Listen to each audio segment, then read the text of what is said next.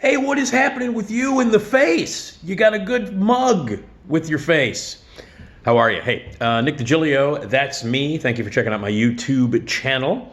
Tons of videos here that have gone back for months. You should scroll down and look at all the videos that I've done. I do them pretty much daily, and you should check them out. Lots of fun videos for you to check out and watch. And tell your friends and subscribe and all that cool stuff. It's free. More importantly, check me out on Patreon.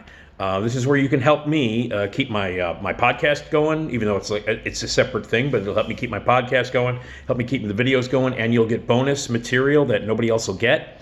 Behind the scenes stories of what really happened at WGN and other radio stories. And I'm cutting 2 videos actually in the next couple of days that are only for patrons. That means you have to subscribe and donate. You make a monthly donation, $3, $6, $25. Every little teeny bit of money helps.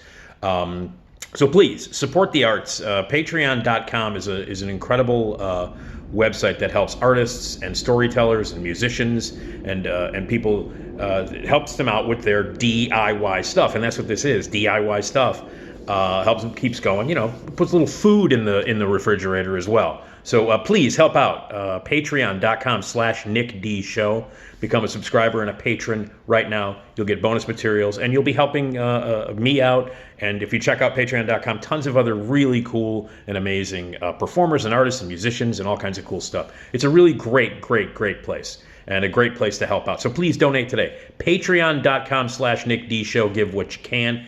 My podcast, as I mentioned, is the Nick D Podcast from the Radio Misfits Podcast Network, and new episodes drop every Tuesday and Friday. Okay, so this video is about, very briefly and very quickly, Suzanne Vega. Suzanne Vega is one of my favorite artists of all time, one of my favorite musicians. I adore her music. I love her. I think she is one of the most consistently brilliant, expressive, and beautiful singer-songwriters in the history of music. And I got to see her last night and the night before, May 1st, and May 1st and May 2nd. May 1st was at the Old Town School of Folk, and last night, May 2nd, was at Space in Evanston. And it was great. I've seen her. I don't even know how many times I've seen Suzanne Vega, but she's on tour to promote this live album that she recorded at the Carlisle in New York, and it's called An Evening of New York Stories and Songs and Stories. It's a great, she's closely associated with New York. Suzanne Vega, born and bred New York City.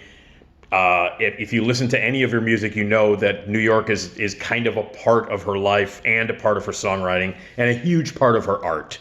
The city itself is a part of her as much as anything else that she's ever written about or performed about or anything like that. The city of New York is Suzanne Vega. So this wonderful live album that she recorded was delayed because of COVID. The tour had to be canceled, but now she's back. She's doing a short tour now. She's going overseas for a little while, and then she'll come back and do some more stuff. But she did a short tour of the Midwest, and that meant 2 nights here in Chicago. Like I said, 1 night at Old Town School of Folk, 1 night at Space in Evanston. I went both nights. And the second night, I got to chat with her. I met Suzanne Vega many years ago. I'm talking probably 30 years ago, a couple of times. I met her backstage at a show in Chicago a couple of times. She was on WGN. Way back in the day, and she was being interviewed by Kathy and Judy during the day, and I came down. Kathy and Judy were like, look, you're the Suzanne Vega expert, you come on down. So I got to sit in on the interview and interview her there, and so I've met her a few times over the course of many years, and I recently began to get in touch with her through the social media and through the internet and through emails and stuff, trying to book her on my podcast, which is going to happen. It's going to happen. It's going to happen after she gets off this tour, which actually ends in a few days. This weekend, right Mother's Day, is when her tour ends, and she'll be back at home. And so within the next couple of weeks, she will be on the Nick D Podcast as a guest. Anyway, got to talk to her last night. Got a picture with her. I posted it on the social media and all that stuff, as people do. But it was a thrill for me to see her again and to talk to her and to actually talk to her on a kind of a professional basis. Because she has this film that she made, a one-woman, that was a film version of a one-woman show that she did in the theater, toured with it, and where she does some acting. And in it, she plays Carson McCullers, who is a Southern writer who ended up moving to New York City and having a pretty amazingly successful career. And she was a very interesting woman, an interesting writer, and an interesting character. And Suzanne Vega loves Carson McCullers and wrote this one-woman show complete with songs. It's a musical. She co-wrote the music with Duncan Sheik, who is a terrific singer-songwriter himself and has gone on to much success in the world of stage musicals and Broadway musicals. The guy's won Tonys and all kinds of stuff. And he started out with I Am Barely Breathing. You remember that song? Well, he did that, and now he's like a Broadway hotshot. And he collaborated with Suzanne on this musical, one-woman musical called Lover Beloved, An Evening with Carson McCullers. And she toured with it, and then now the movie is made. And I got to talk to her last night. She knows about my love for the movie. I reviewed it. It played South by Southwest Film Festival about a month and a half ago, and I got a screener of it, and I watched it to review on the podcast. And I posted my review online, and obviously it was a very favorable review. In fact, I'll read my review. And so she was thrilled with that, and we've been in contact and all that stuff. So I got to meet her again last night, reconnect, talk with her a little bit, took a photo with her and all that stuff. And we talked sort of on a professional level because I am hoping that I can get Lover Beloved to play here in Chicago, the movie. She's looking to get it distributed in different theaters across the country and then eventually streaming online for everybody to see. But to see this movie in the movie theater would be great. And I happen to have connections at the Music Box Theater here in Chicago. And I would love it for Lover Beloved to be shown there. And we talked a little bit about the possibility of that happening. And I'm going to hook her up with the people over at the Music Box. So it was great. And she's going to be on my podcast. And to talk to her last night was amazing. Her shows were unbelievable. The last two shows she did, she plays a lot of her old classics, a couple of new ones. She covered Blondie. She did Dreamin' by Blondie, which was wonderful. Her choices of songs were great. There's a huge section in the middle of the set that she does, which is about New York, because she's promoting the New York Songs and Stories, a live album. So it's great. And I've never been disappointed by seeing her live. And I've seen her live. I traveled to New York over, 15, 16 times to see Suzanne Vega, just specifically. Like, what am I doing? Oh, well, I'm just going to go to New York for the weekend because I want to see Suzanne Vega in New York. And to see Suzanne Vega in New York is pretty special. It really is. I saw her at Carnegie Hall, which is still my favorite concert of all time. I saw her at Radio City Music Hall. I saw her at the Beacon. I saw her at a bunch of amazing venues in New York City. And just at a time, there was a time like in the late 80s into the mid 90s where my friends were like, dude, she's going to call the cops and get you to stop stalking her. It got to that point. Like, I love her. I think she's amazing.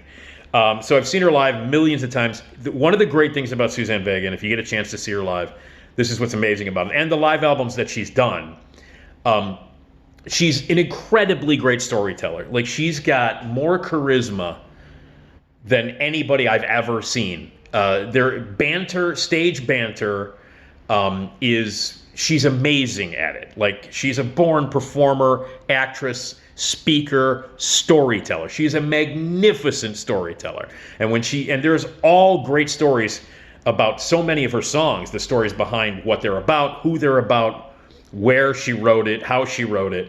They're as awesome as hearing the songs themselves. Like, hearing Suzanne Vega tell stories about her life and her songs is as much of a treat as it is to hear her sing those songs. If you've never seen her live, it's unbelievable. And these past two nights, all the banter, all the stage banter between her and the audience, the stories that she tells, the anecdotes about like the songs and the history of that stuff, it's all amazing, entertaining, funny, joyful stuff.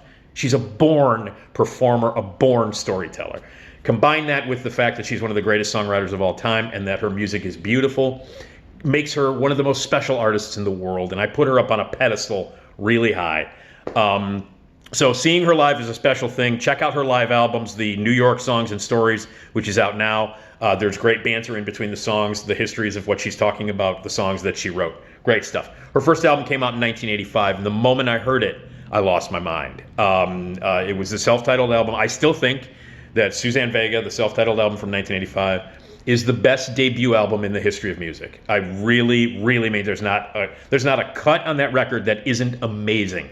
And she really like, hello, I am a major artist. And it was one of those deals where you heard that album, the first album that this person made, and you go, this is the arrival of someone incredibly special. Marlena on the Wall was kind of the first song that hit sort of alternative radio here. It was on XRT constantly here in Chicago. And I remember hearing that and loving it. I got the record, and from the moment I brought it home and put the very first song on this first side of the 1985 self-titled album, it's a song called Cracking. The moment I heard that, that's it. I was addicted. There was no turning back, and it only got more intense and more amazing. Solitude Standing was her follow-up, and that had Luca, the biggest hit that she's ever had, and that's the album that really, really opened her up to so much stuff. It became a worldwide success, huge in Europe. She's huge in the UK, Suzanne Vega. And with Luca, with that single, and with Solitude Standing, and with the video, she kind of tapped into the MTV world. And she started all this stuff that before Indigo Girls, before Lilith Fair, and Paula Cole, and all of the Sarah McLachlan and all of the 90s Lilith Fair artists. She was kind of the first one to do that in 1985 and really open up the doors for all of those incredible female artists. So she's a door opener, she's an influencer, and she kicked off that trend, that female singer-songwriting trend that culminated in the 90s with Lilith Fair and all the amazing artists. She's the deal, man. Suzanne Vega, that's your godmother of that. She's the one who started that. Days of Open Hand was her follow-up to Solitude Standing, which is an amazing album from 1990. Has one of my very favorite songs of all time on it called Tired of Sleeping, which is a song. If you follow these videos, you know that I got fired from WGN after 35 years, and it was a very traumatic time for me, and it was a dark period.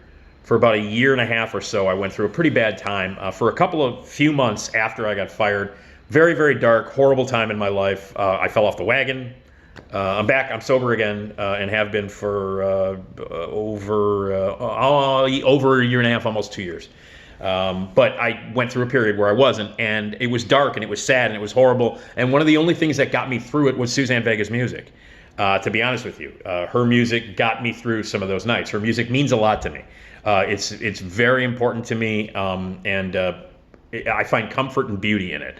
But she has a song called Tired of Sleeping, which is on the Days of Open Hand album from 1990. It's one of my favorite songs, and it kind of exemplified everything where my headspace was. So I listened to that song a lot. 99.9 Fahrenheit Degrees from 1992, which had Blood Makes Noise on it, and she did kind of an industrial thing. She was, experimenting with that early 90s sort of techie industrial kind of sound. Great record.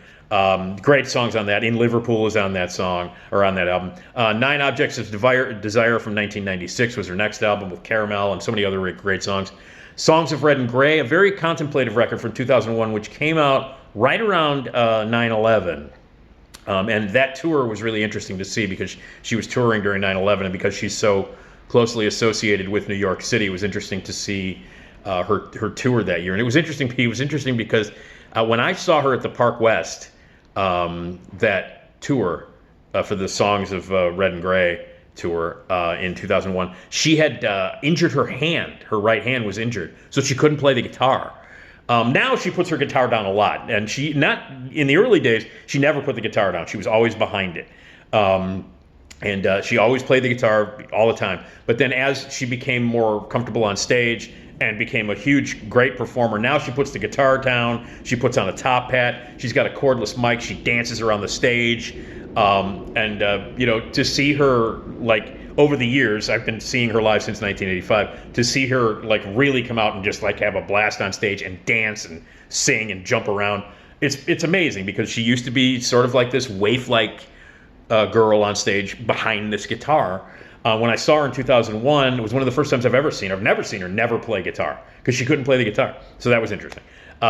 Beauty and Crime came out in 2007. Amazing songs on that, including New York as a Woman, which is a beautiful song.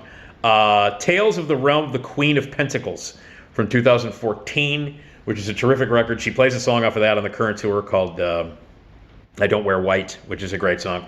And then came Lover Beloved, which is the album that she did, the songs that she wrote, inspired by the work of Carson McCullers, which became a one-woman show, which is now a movie. and then the live album, which she's promoting now. So those are her albums.